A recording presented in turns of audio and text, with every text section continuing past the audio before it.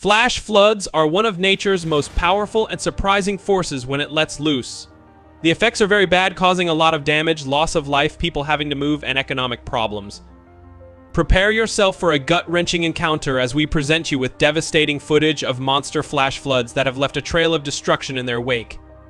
In this gripping video, we bear witness to the aftermath of this catastrophic event and ponder the daunting question: how will this ever recover? Immerse yourself in the scenes of devastation as entire landscapes are transformed into desolate wastelands, bearing the scars of nature's relentless fury. Good.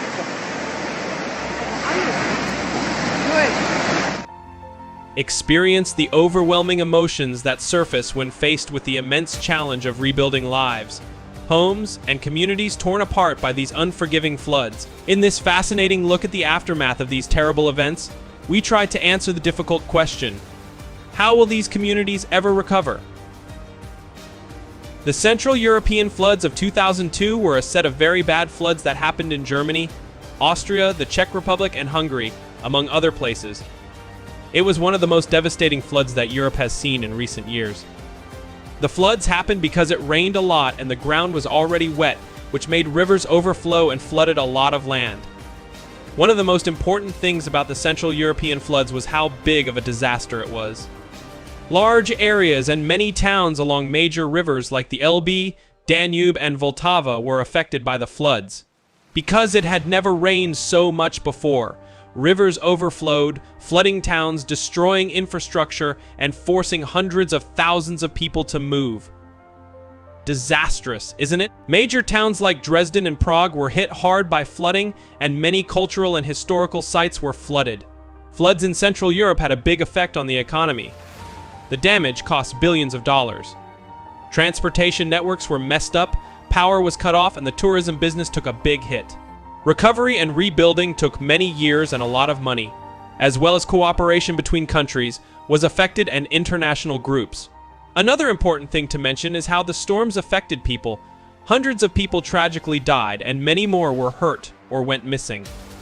The flooding in Central Europe had a big effect on the environment.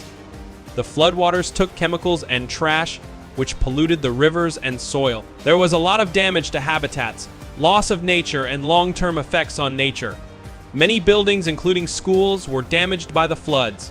Because so many schools were destroyed or used as emergency shelters, classes had to be canceled. This break in learning made it hard for students to get an education and continue their studies right away. After the floods, people worked to fix up the environments and ecosystems that were damaged. The floods showed where structures like dams, barriers, and drainage networks were weak. Some of these buildings fell apart because they weren't kept up well enough, had flaws in their design, or couldn't hold enough weight. The floods made people think about how strong the infrastructure is and how planning, engineering, and repair can be made better. The floods made it very hard for emergency response teams, but they worked hard to save people who were stuck and help towns that were hurt. People who were affected by the floods had to show strength and unity as they tried to rebuild their lives and towns from the ruins left by the water. In 2018, storms in the southern Indian state of Kerala were one of the worst natural disasters to hit the area in recent years. Let's talk about this in more depth. The floods were caused by a monsoon season that was much stronger than normal. This led to a lot of rain, which made rivers, lakes, and reservoirs overflow. The resulting floods covered large areas, including cities, towns, and villages in the countryside, causing a lot of damage and death. One of the most important things about the Kerala floods was how much rain the state got in such a short time. The state's drainage systems and river networks couldn't handle the unusually heavy rain, so there was serious flooding. The Western Ghats slopes made the situation worse because the extra water rushed downhill and flooded lower-lying areas. It had a huge effect on facilities and people's lives. Houses, roads, bridges, and public services were damaged or washed away, leaving communities cut off and alone. Agriculture is a very important part of Kerala's economy, but it lost a lot of goods and animals. Transportation networks were also messed up by the storms, which made it harder to rescue people and bring them help. The floods in Kerala showed how strong and united local groups are. People from all walks of life got together to help those in need by giving them a place to stay, food, and emotional support. Amazing, right? Volunteers, fishermen, and groups were very important in the rescue efforts. This showed how strong community spirit is and how important it is for people to get involved in disaster response. The Kerala rains had a big effect on the economy. It messed up industries like tourism, farming, and small companies, which led to people losing their jobs and having trouble paying their bills. On the way to getting back on your feet, you had to not only rebuild the physical infrastructure, but also get the economy going again and help the companies and people who lost their jobs. The Kerala floods showed how important it is to handle and respond to disasters well. Together with national and foreign groups, the state government started a huge effort to help people in need. People who were stuck were rescued by boats, helicopters, and volunteers, who also gave them food, housing, and medical help.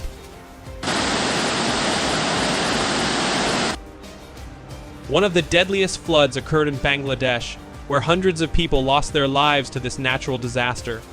Bangladesh is a low-lying country in South Asia. Because of its location and rainy climate, it floods every year. The rains of 1998 were especially bad. They affected a big part of the country and made life very hard for the people who lived there. Heavy rain and the overflow of major rivers like the Ganges, Brahmaputra, and Meghna caused the floods. The rains in Bangladesh had a big effect on society and the economy. Millions of people had to leave their homes and farmland was flooded, which led to huge crop losses and a lack of food. Floods caused problems with transportation, communication, and basic services, which hurt the economy in a big way. One of the hardest things about the Bangladesh rains was that they spread diseases that were spread by water. Diseases like diarrhea, cholera, and malaria spread because water sources and living situations were not clean. This put more stress on a healthcare system that was already overworked. River erosion has been a problem in Bangladesh for a long time, and the rains made it worse. The strong floods eroded the riverbanks, which forced people to move and caused more damage to buildings and roads. The rains showed how important it is to have good river management plans, such as ways to stop erosion and use land in a sustainable way. Bangladesh's school system was greatly affected by the floods. Schools were either damaged or used as shelters, so students had to stop what they were doing and go somewhere else. The loss of school buildings and teaching time had long-term effects on children's education and showed how important it is to keep teaching going during and after floods. There have been ongoing efforts to lessen the effects of the storms and make the area more resilient. Bangladesh has put money into building up its infrastructure, like berms, storm shelters, and early warning systems. Community-based plans for preparing for and responding to disasters have also been put in place to help vulnerable groups be more resilient. The foreign community has also helped a lot by giving money and technical advice to help Bangladesh deal with the floods and help people there.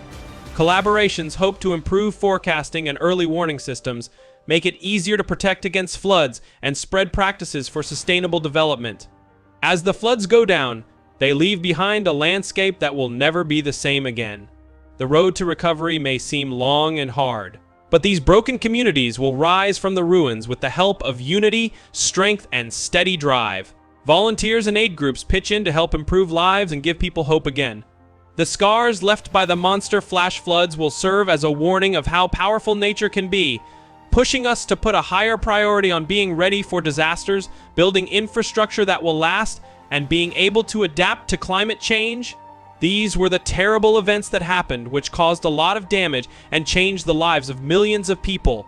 These floods show how important it is to have complete plans for dealing with disasters, investments in infrastructure, and strategic steps to reduce the damage from future floods. Together, we can make a future where communities are stronger in the face of trouble. We can make sure that these terrible events make people stronger and more determined.